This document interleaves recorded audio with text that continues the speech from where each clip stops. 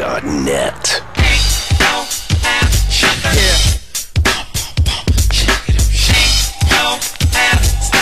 It's about that time. It's about that time to get.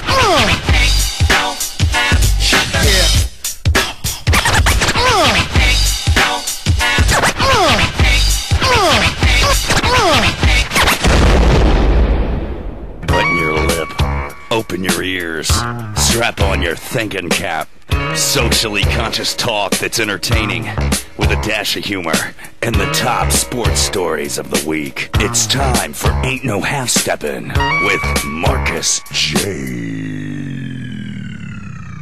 Sellers has Jordan. Jordan with 2 seconds to go. Puts it up and scores at the buzzer. Michael Jordan has won it for Chicago. Manning lobs it. Burris alone. Touchdown, New York. Down goes Frazier. Down goes Frazier. Down goes Frazier. He hits one deep to right center. That ball is out of here. The Yankees win the pennant. GlobalScaleRadio.net.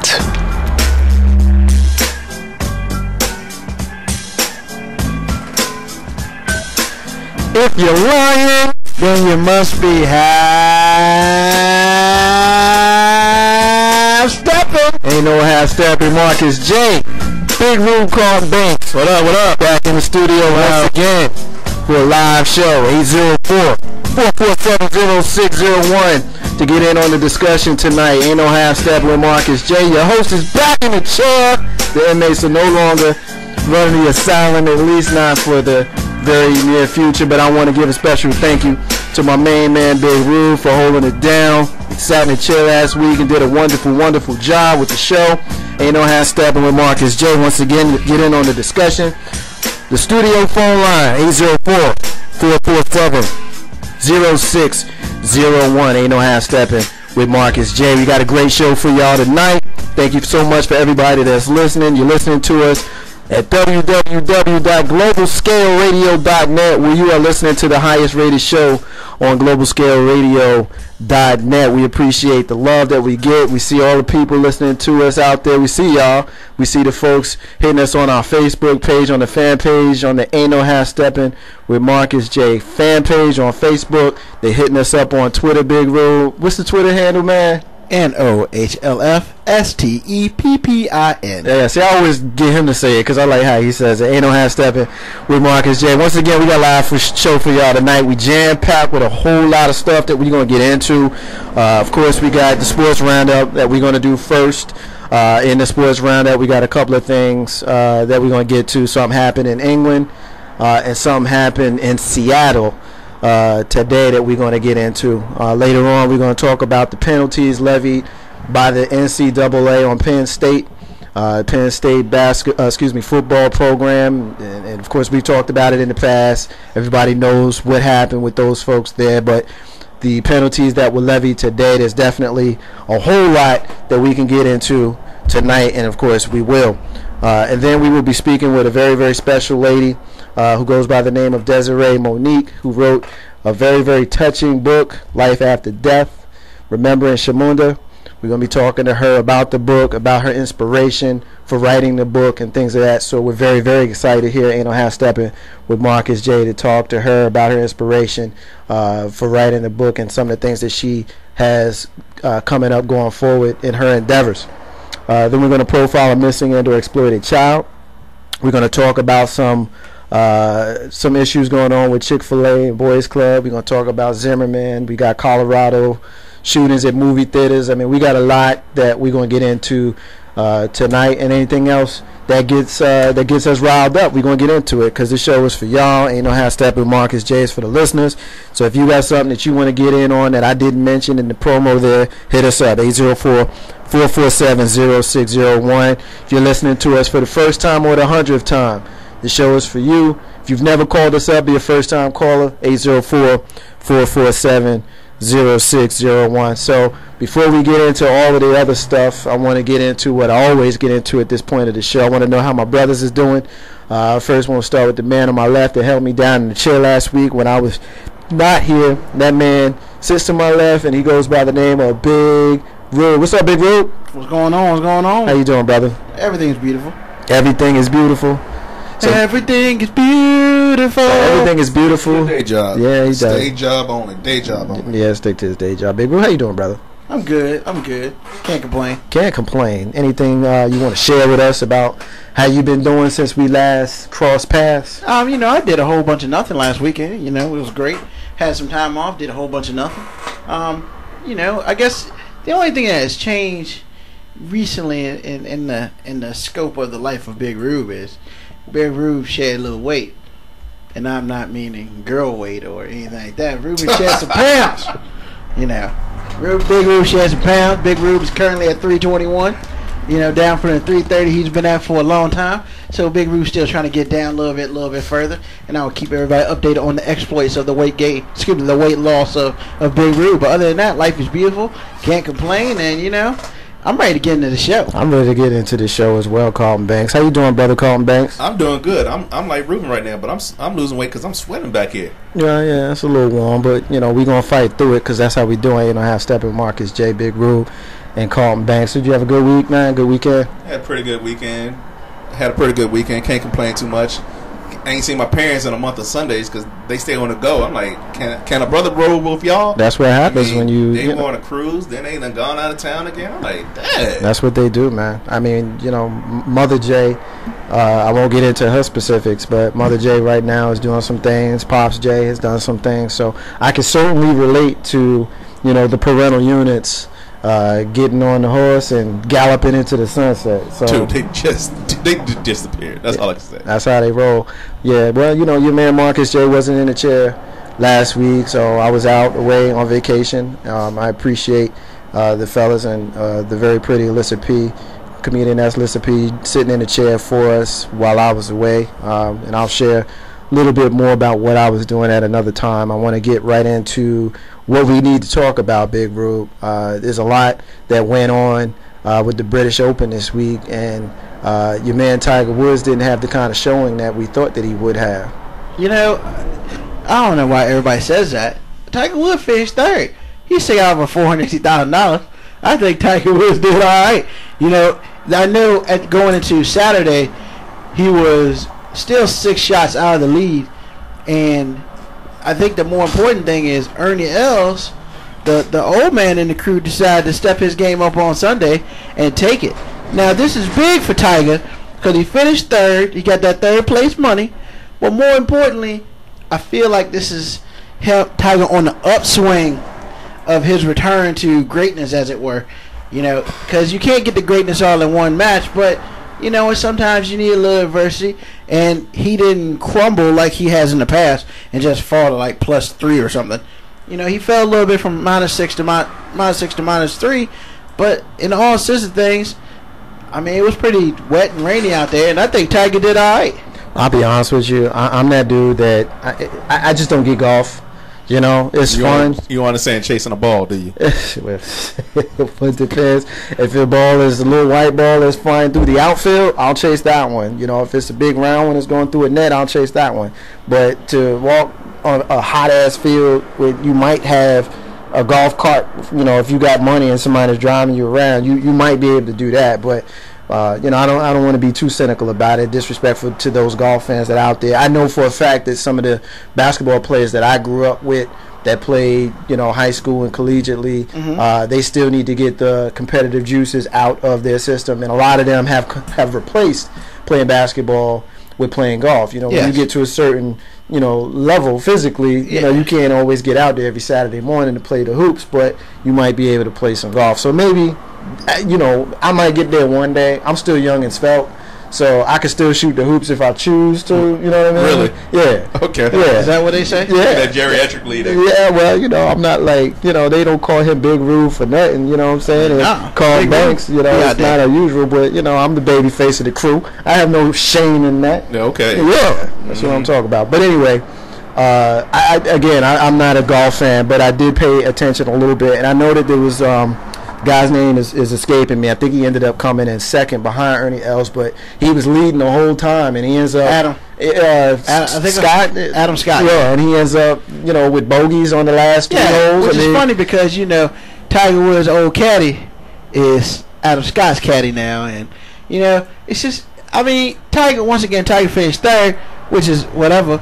But Steve, whatever his name is, supposed to be the best caddy around. Is supposed to take his man to victory, and yet, he choked a little bit, and he choked to the old man. And Ernie Els was a beast. I had to say that he came back from like -2 to win at -8. He played the holes of his life, man. It was great. From what I understand, it was a great tournament. If you're into golf, then you had a good time watching it. Unfortunately, I was in my backyard watching the grass grow because it was more fun to me. Today, the New York Yankees have acquired a legendary baseball player who is sure to dance himself into the Hall of Fame. Today, the New York Yankees acquired Ichiro Suzuki from the Seattle Mariners, basically for a bag of peanuts, Carlton Banks, Big Rube, and a couple of children. Two pitchers, 2 minor league pitchers, and some cash. Big Rube.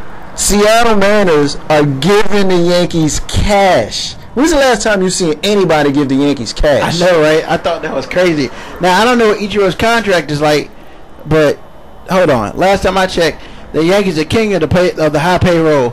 So for Seattle to even give us cash, I just thought it was well, for Seattle to give the Yankees cash, that to me tells me that they wanted this guy out of there. I mean, we know that he was a legendary player for them for a long time, but he's having a subpar season. He's a career 322 hitter, and he's got 261 this year. He's got 4 home runs and 28 RBIs. That's not getting it done. And I'm understanding that Seattle is looking to rebuild. We know that Ichiro's towards the end of his career. He had a great storied career, but anytime you got a guy who is a name player being Ichiro, or somebody who is a great player, Alex Rodriguez or Derek Jeter, anytime you trade away a player like that, and all you take back is 2 minor leaguers and you give him cash, there's something going on with this cat that we don't know about. Let me ask you this, though, about those minor leaguers. I mean, what position are they playing? There's two pitchers. One has very little major league experience. DJ Warren, I believe is his name. He played in a few games for us earlier. I say us, obviously I'm a Yankees fan. Earlier this season, when Andy Pettitte went down, he got some innings in. The other guy, I don't know his name. I don't know that it's been released. A lot of times they say a player to be named later. Right. So basically, a guy, if you don't know his name, it's probably because he hasn't made an impact in his career as of yet. A guy whose name I barely know, and cash. Now, we do know the Yankees are in need of a left fielder because Brett Gardner went down with the elbow injury in the 9th game of the season and probably won't play again this year. So the Yankees do need to fill the void there, Big Rube. But we were talking earlier before we went live about the Yankees lineup. Now, of course, it's already stacked, but when you got Derek Jeter and Curtis Granderson at the top of the lineup, one of them is probably going to have to slip down because you figure Ichiro is going to slot into the 1 or 2 slot. What do you think about that? What are you doing? If you're Joe Girardi, how are you managing those 3? Because, in my opinion, those are going to be the only 3 people that are going to be affected. You're not going to move them into the 3 spot. That's where you got Cano. You're not going to move them into 4. That's where you got A-Rod. You're not going to move them into 5. That's where you got Teixeira. So that leaves you 6, 7, 8, or 9. You can move those cats around. Yeah. I think it's going to be either 9, 1, or 2. Okay. The reason why I say that is because, really, if you're going to have Ichiro, as fast as Ichiro is, he's only hitting 261 right now. You might want to put him 9th. So, one, it almost guarantee him getting on base so Jeter can come up and bring him in. Right. Because Jeter's really good at bringing people in right. on the roundabout. Right. But, you might want to put him first because Ichiro is by far the fastest Yankee at this point because he's probably got more stolen bases than the whole Yankees team at this point because the Yankees don't steal bases like they used to. Right. So I mean, I don't know. It's kind of interesting. You could put Grandson at 9th but Grandson's got a lot of power. Right. And I don't know if I want to put him that low. Right. But I don't want to put him, 3, 4, 5, or 6. Okay. So I don't know. I agree and disagree. Let me kind of pick apart a little bit about what you said. If it's me, if I'm Joe Girardi, Marcus J. Joe Girardi, I'm leaving Jeter in the 1 spot. I'm leaving Granderson in the 2 spot, and I'm sticking Ichiro in 9 because I agree with you. Derek Jeter's done very well in bringing in runners. Once you're in the American League, you bat ninth. It doesn't matter, any other time other than that first time around the batting lineup. Because once everybody gets their swings, it doesn't matter when you come up to the plate. It's not like the National League when you got to worry about the pitcher. So it's not like that.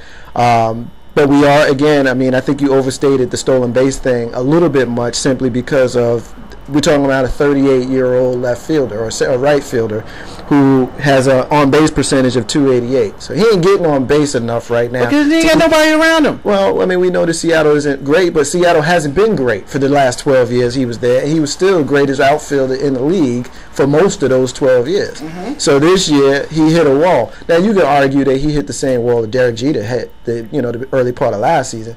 There was talk of moving Derek Jeter down to the 7th, 8th, 9th spot. And then, of course, he had that resurgence after the All-Star break. I want to see what you do. We know that you're a name guy. You Ichiro Suzuki. You're going to the Hall of Fame. But you know what? So is Derek Jeter.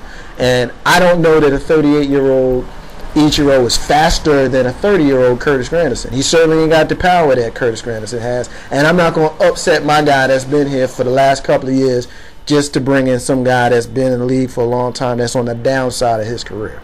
Well, it's a team sport regardless. So you got to do what you got to do. Girardi, I trust Girardi to make the correct decision, and whatever he decides to go with, I'm going to roll with that. So we'll have to see. I'm just like this, I'm just a bitter baseball sports fan. That the Spankies keep getting richer and richer, and nobody seems to step up to do anything about it.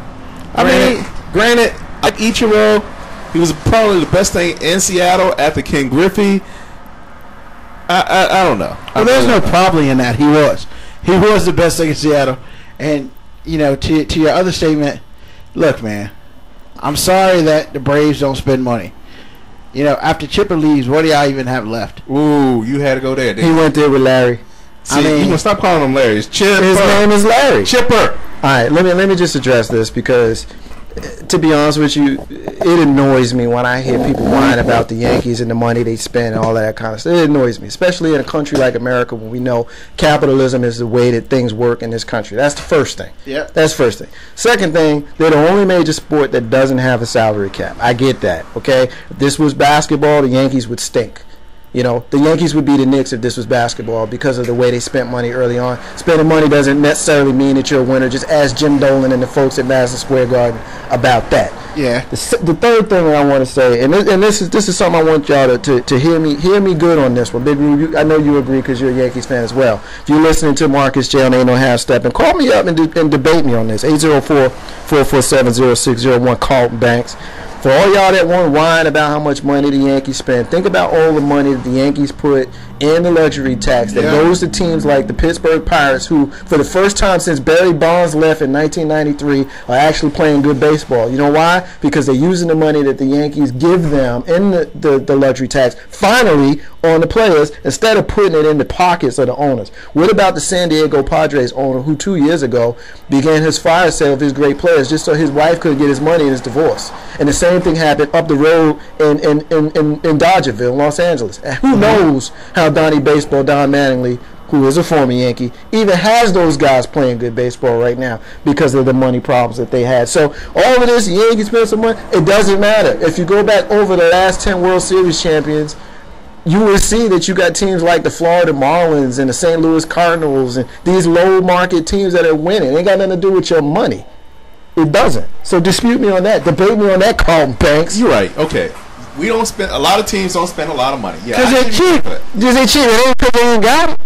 It's because they're cheap. Terry Turner pays, man. Terry Turner still got that type of money, though. But what? I said I don't know. I didn't. He owns TBS, dog. He got that kind of money. Man, TBS, TNT. He owns all that. Terry Turner got money. Yeah, there's a lot of markets that have money. Be honest with you, Minnesota got a ton of money. They just built a new stadium, Target Field up there. Last year just opened. I don't know why they didn't build a dome, for March, April / October in Minnesota. They're gonna be cold as hell up there. And what about Miami? They just spent a whole bunch of money. They used to be the Florida Marlins, and they were notorious of having the lowest payroll. They just spent a whole bunch of money, and they're like Washington. What about Washington? They just spent a whole bunch of money, so I don't want to talk about them. But look at the Red Sox. They spend almost as much money as the Yankees do. And they suck. this year, you know, but the Red Sox are. Yeah, I'm a Red Sox hater. The Red Sox are a perennial good team. It's just this year they're not having a great season. It reminds me of the '08 Yankee season where they just couldn't seem to get it going. If you look at the Red Sox real talk this season, it's been all about injuries. Every time they get somebody back, they lose somebody. They've been down with Ellsbury, and then they was down with Carl Crawford, the two of them all season. They finally get Ellsbury back on a Sunday, Crawford on a Monday, and then David Ortiz, who carried them all season, goes down Monday night in the same game, and Carl Crawford comes back. So those guys can't seem to catch a break. It's hard, but, you know, we're going to leave it there because we could debate the money thing forever. We're going to get on to more important, bigger fish to fry. We're going to take a break. Ain't No Half Steppin' with Marcus J. When we come back, we're going to get into what's going on in Penn State. There's a whole lot of opinions that you're going to get from that. I'm sure Big Ruth's got a lot to say. Carlton Banks and your host, Marcus J. Ain't No Half Steppin'. Be back in a minute.